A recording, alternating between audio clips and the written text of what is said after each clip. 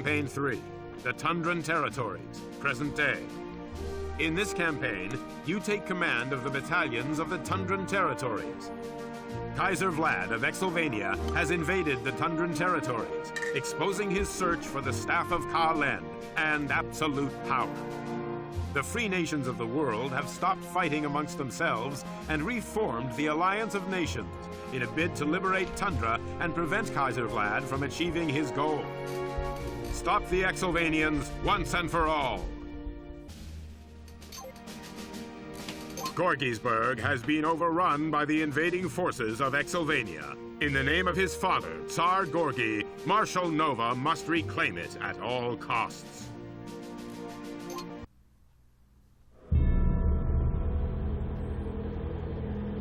Never has such devastation been wreaked upon Tundran soil. Kaiser Vlad shall be brought to account for this.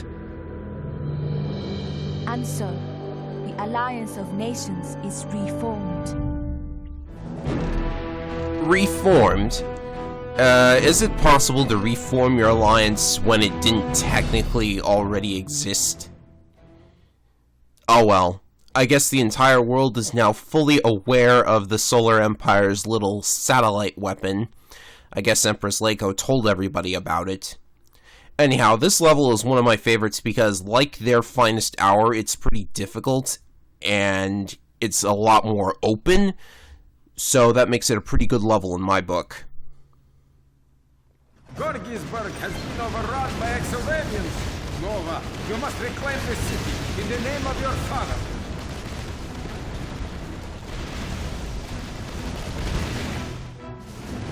My statue has been toppled.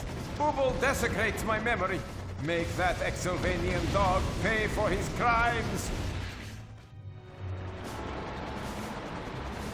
Do not worry, Father. We shall start by recapturing several key facilities, including a factory and this airbase.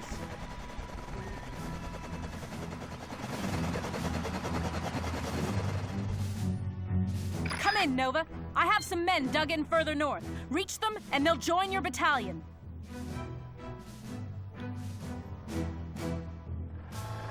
You have 2 artillery units at your disposal, along with as much infantry as we can muster. Deploy them wisely. Enough talk, Nova. Ubel wants to fight. He'll beat you just like he beat your daddy. Yes, the ghost talks to you, and apparently people are able to have conversations with it. At least I think they are. They kinda sorta acknowledge its existence. Oh well, forget about the ghost. Just pretend he's not there. Focus more on the fact that you are being attacked by bazooka veterans when this mission starts. You aren't really defending anything, but you have a couple of artillery units, so this initial attack from bazooka veterans can be mitigated very easily. And then this happens. Send in Ubel's gunships. Destroy them from the air. Oh, man, that's painful to listen to. So yeah, some gunships come in here. Ubel has control of an airbase, so he's going to be sending gunships at you throughout the level until you actually capture the airbase. Unfortunately, that's not going to be our first objective. There are 3 possible routes to the final objective of this map. One route takes you through a factory and a POW camp, the other will take you through a helipad and an airbase, and the third, well, you'll see. Now, what I like about this map is that the 3 paths, you don't have to just select one and then stick to it for the entirety of the mission. Although that'd make for an interesting level, come to think of it. But actually, since for the highest score you want to capture all of the objectives and free all of the POWs, etc., etc., the level is very much open so that even if you take one path, there's nothing stopping you from taking a little route into another path later on in the level. And of course, once you have gunships for yourself, you can just fly over cliffs and everything like that.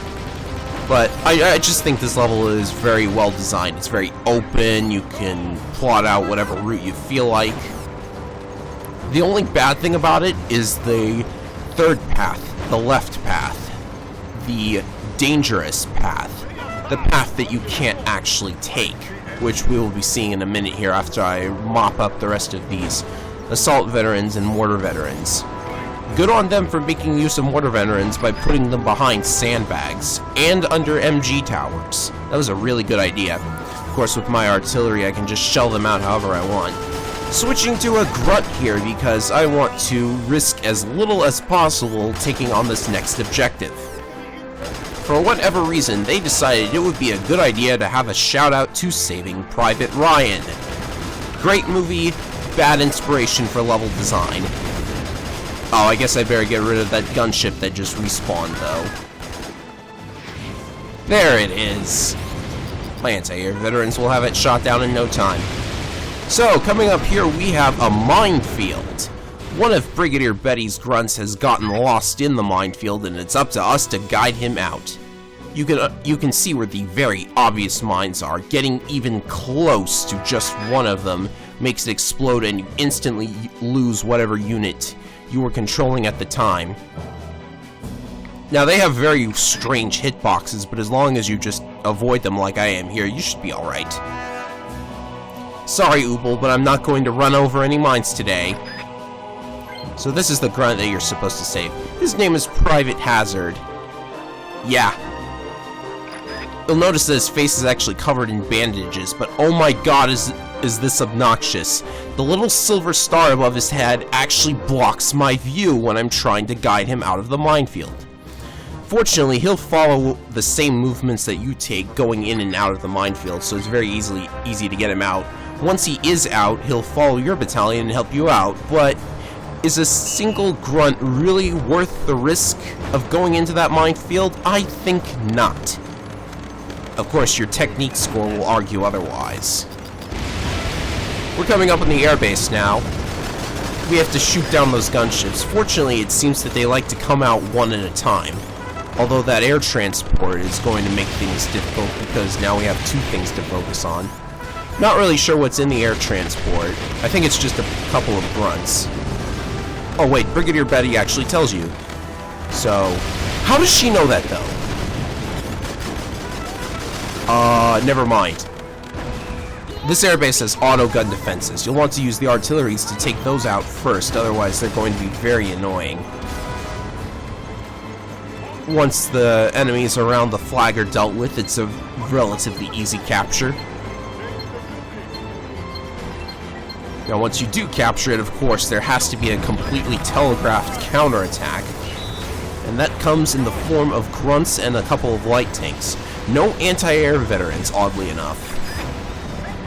Then again, this is Ubel we're talking about, so I guess it makes better sense than normal. Although I still don't get the reasoning behind turning Ubel from Arnold Schwarzenegger into Frankenstein's monster, basically. That's what he reminds me of, anyhow.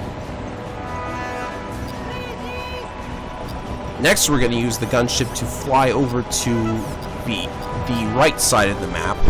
There are some anti-air towers there. My artillery are going to shoot them out. At least I think they're going to. They're going to have a tough time hitting them from that range, but there's nothing saying they can't, and oh dear, they seem to have accidentally liberated the bazooka veterans by sheer chance. This is why you don't put ammo dumps next to the, what is it, a barbed wire fence, yeah. Fortunately, that means we can switch to the bazooka veteran and take out the anti-air towers before they shoot down my gunship. There are also some light tanks here as well. It's not a good idea to liberate the bazooka veterans when there are still enemies around because you know, you never know when the AI is going to make a mistake and get its own men killed. And of course, Private Hazard is there following wherever the commander goes, not staying safe. I've never actually had Private Hazard die after he's been saved. I know that if he's following you and you run into a mine, he will die instantly and the objective is failed. But, I don't know. I was actually interested to see if Private Hazard was any different from a normal grunt, so I used a little mod I made to play as Private Hazard. But, unfortunately, it seems he's literally just a grunt, unless you edit the amount of life he has, which you can do. He's not all that different. But interestingly enough, his allegiance is technically Anglo-Isles, internally, according to the game. Very strange, I know.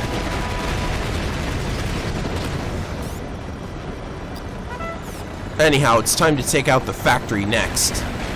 First, use the gunships to get rid of the autoguns. Oddly enough, there are again no anti-air units around the factory at all, which would have made for a challenging capture.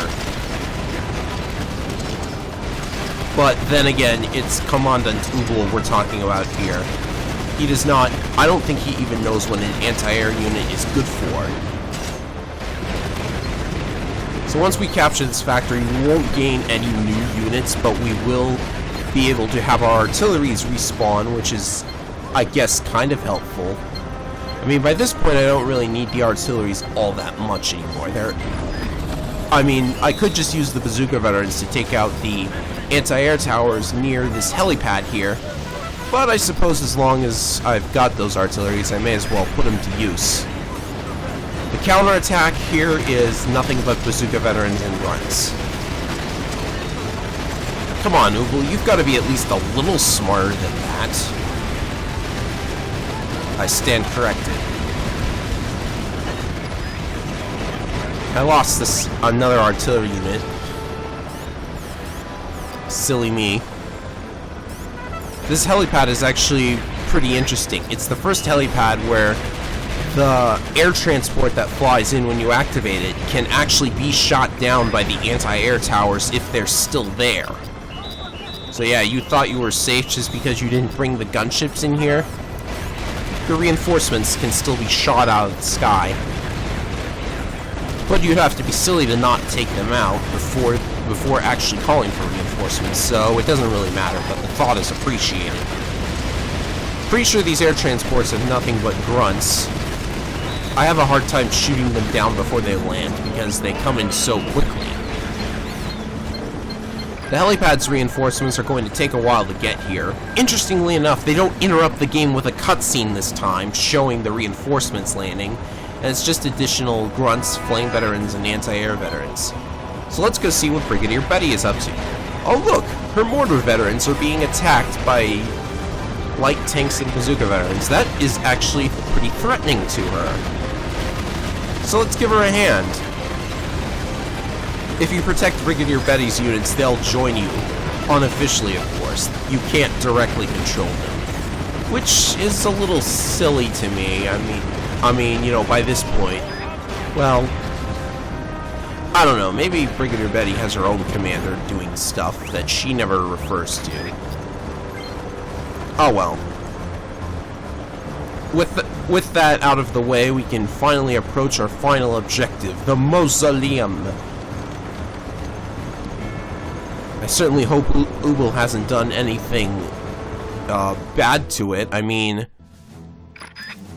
Oh. He's attached dynamite to the mausoleum.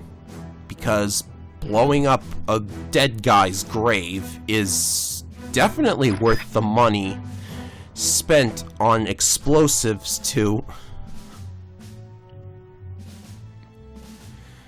If you actually let the thing explode, it's really interesting. You actually see Gorgy's ghost staring at you, being all like, "You failed, idiot." This isn't hard to do, though. Each of the detonators acts like a helipad, although it doesn't take as long to activate. And I'm about to lose another artillery unit here. Oops. So yes, any of your infantry can activate the detonators and defuse them by simply jumping into them like you would an ordinary flag. You know, it seems to me that there's some kind of unit who would be helpful for this kind of objective. Diffusing detonators... I don't know. Let's take out that MG tower and the anti-air towers. MG tower. There's no MG tower. There's an MG nest. I'm slipping up. It's not really hard to defuse all the detonators. Just order a group of infantry at each of them. There's 4 in total. And I seem to have lost another artillery unit, but I don't mind. You've got 3 minutes to take out all of the detonators. I can do it in about 1. Pretty easy.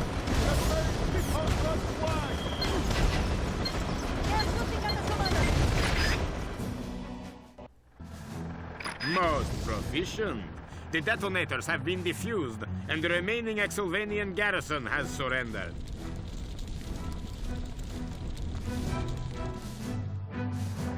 Gorgisburg is liberated! The Tundran people give thanks for your efforts, Brigadier Becky. Not a problem, Marshal. I owed you one from the last war anyways. How about we call it square? You win this time, Nova, but Ubel will be back. You can count on it. Not for long, Commandant. My son and I shall see to that. Mission complete.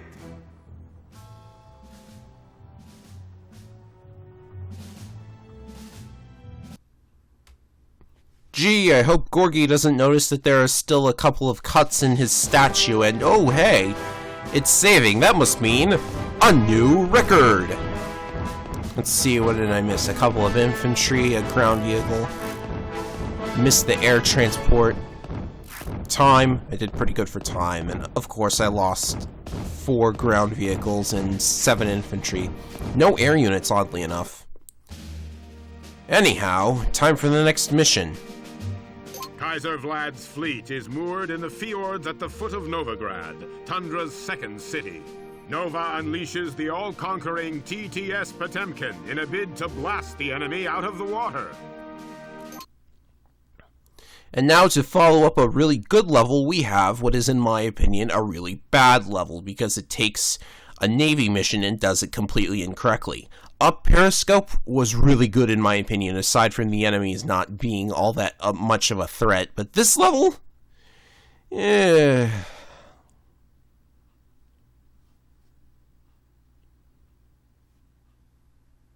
Behold, the TTS Potemkin, Tundra's all-conquering dreadnought. With it, we must sink the naval fleet that Vlad has moored in the fjords of Novigrad. Only the efficient application of naval combat tactics will secure victory on this day.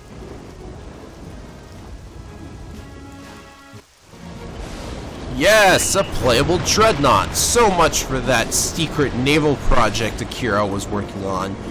Huh. Maybe Nova stole the schematics or something while Akira was working on it. That would be really silly if he was. But I still prefer battleships. Oh well. These submarines that Vlad opens up with, they don't dive for some reason. You can order your frigates at them before they've dived, and you'll be pretty much safe from them. Now, the thing about this mission, first of all, is that you only have 1 dreadnought, and therefore 1 way of dealing with enemy frigates. If you lose the dreadnought, you might as well reset the level. Of course, if the frigates have already been destroyed, I guess it's not too much of an issue. I just think 2 battleships would have been more interesting and forgiving than a single dreadnought. I mean, of course, the dreadnought is slow, it has such a long reload time. I don't really care about its firepower. This isn't a battle station. And it does have anti-air guns. You're seeing them fire at the gunships right now. But it's such a piss-poor amount of damage that it doesn't even really matter. Why are you even bothering with gunships? They're not a threat. The frigates shoot them down easily. Oh well, time to take out enemy battleships. Keep your dreadnought alive at all costs. Give the dreadnought all of the fuel cans. And of course there are RPG towers as well, just to be annoying. They're a bit of a pain to destroy because you have to wait for the dreadnought's reload time. With a little bit of luck, it will take only 1 salvo to destroy it, but it usually takes about 2. And I can't see the submarines with the dreadnought, so I have to switch to the frigate. Here's a cool thing you can do with frigates, though. Since they take such a low amount of damage for submarine torpedoes, all you have to do is put the Dreadnought between the enemy submarine and your own, what was I saying? Put the frigate between the submarine and the Dreadnought. Therefore, if you do that, the torpedoes will explode on the frigate harmlessly. Of course, we have enemy frigates. The only way to deal with that is with our Dreadnought. This Dreadnought's got very strange aim, though. Since it fires at where it predicts the frigate is going to be, because frigates are a fast unit, and was that frigate floating? Just... flying boat?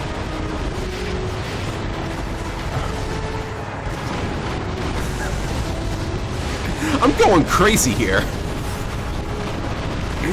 I really must be going crazy.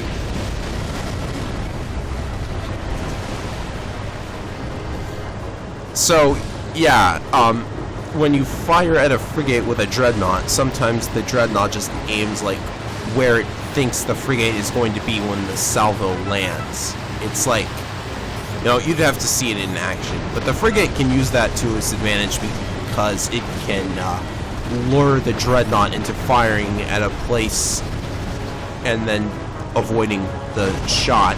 Of course, that's a player tactic, not an AI tactic. Of course, the AI is never going to be any good. It's the AI.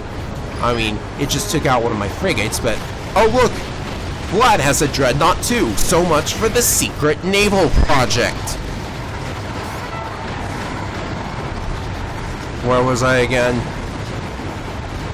Oh yeah, the Dreadnought. Circle around it with your own Dreadnought and fire at it while the submarines do additional damage.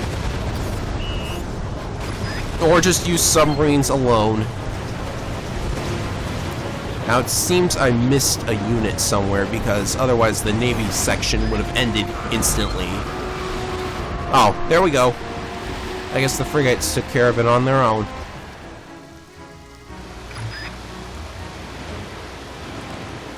Oh look, an entire Dreadnought armada. Wish we had something to deal with that, like a bomber or a gunship or... yeah. Of course, we've got to do with the annoyingly obtuse way by calling in munitions experts and munitions experts. That would have been helpful in the previous level, you know, but I don't really care. So, of course, we got to fly in air transports with our units in them. Thing is, though, our Navy units are no longer usable. We can't use the Dreadnought for this section, even though supporting fire would be very nice, but then again, I guess the terrain wouldn't really allow for that. Light tank, 5 grunts, 3 anti-airs. That's not exactly a whole lot to use, which means this is probably going to be a difficult level, and oh goody, acid gas veterans. As you see, the Exylvanian flame veteran is still called acid gas, and I seem to be losing units. So, oh great. Yeah, I goofed right there. I didn't focus on the acid gas veterans, so my entire battalion got wiped out except for the light tank. I mean, there are some mortar veterans you can free here, but, you know, now I'm vulnerable to air attack. This is not good. Well, it's nice to know that the Tundran light tank still has its flamethrower. That's kind of helpful. It's not a whole lot of damage that it does, but it's still helpful. Well, now we have to get those anti-air reinforcements in the POW camp over here, or else we're not going to have any anti-air units at all. Because I'm silly. As usual, these tents have health refills. So over by the POW camp that's taking a while to get to, we have MG towers. They're easily destroyed with a light tank. You've really got to stop using those anti-air towers. They're too easy to destroy, you guys. Yeah, I'm not making the same mistake as before. I want those acid gas veterans done. Like now. There's also a couple of MG nests. The mortar veterans do a good job against them. Okay, now we have anti-air veterans. Now we have a chance.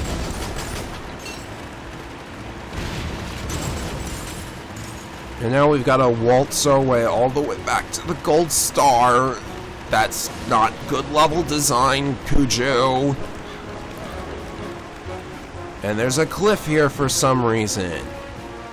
This geography makes absolutely no sense. It's quiet. Too quiet. I have no idea how my tank is able to go up a hill like that. Physics dot... what is this, an MP4? Yeah. So there's a couple of grunts here, nothing fancy. I might as well destroy them for my power rank. Lord knows my technique rank is going to be completely awful at the end of this level. At least I think it'll be.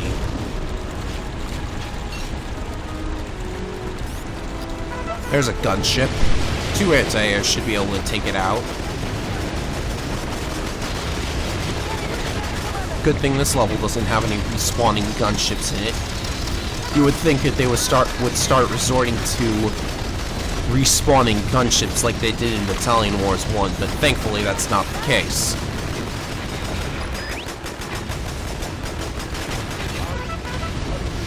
Oh goody, more acid gas veterans coming out of the sides. That's annoying.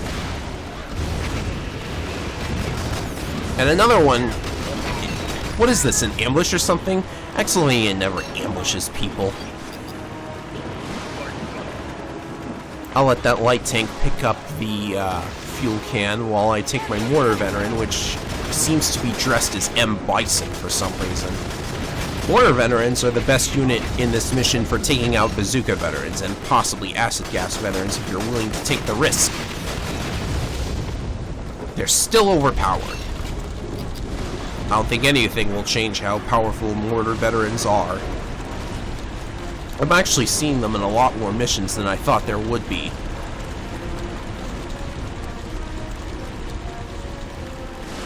So now we gotta take the long way around. How is this a fun level again?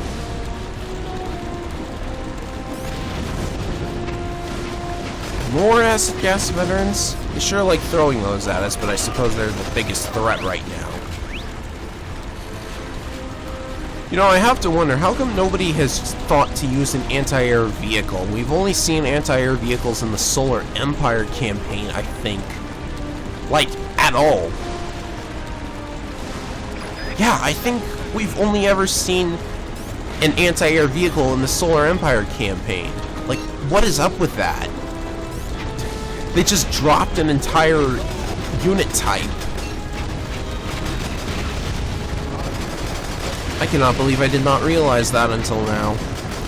And yeah, I guess frigates count as anti-air vehicles. For the sea, anyways. I thought there was a gunship, but it turns out there wasn't. Oh, it turns out there was. I wasn't paying attention.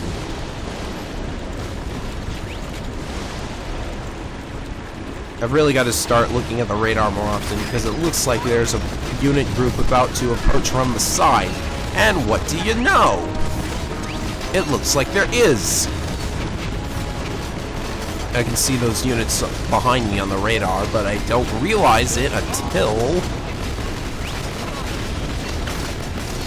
okay, so there's the acid gas veterans, and oops! I lost the anti-air veterans. Okay, now we're really dead. We don't have anything to deal with the gunships. Whatever will we do? We're gonna have to rush through the rest of the level at this rate. Fortunately, the helipad is up ahead. We just gotta take out those anti-air towers and activate the thing, and we're done. And no, the air transport can't get shot down this time. Not like in the previous level, where it was actually interesting that the air transport could get shot down by the anti-air towers. This time around, the air transport will conveniently wait until the anti-air towers are taken out. And mission complete. My team of munitions experts are en route to your location now, Commander. They have arrived. You have your orders, men. Destroy those dreadnoughts.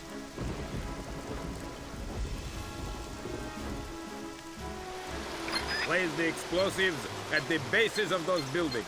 Hurry!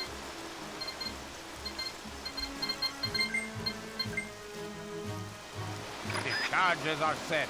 Get to safety. Detonation imminent. Cover your ears.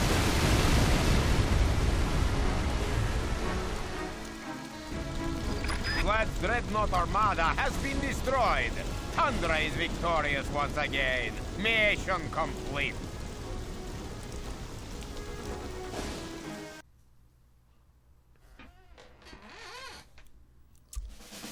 Okay, what's my score gonna be? I'm ready for the cold, hard 99!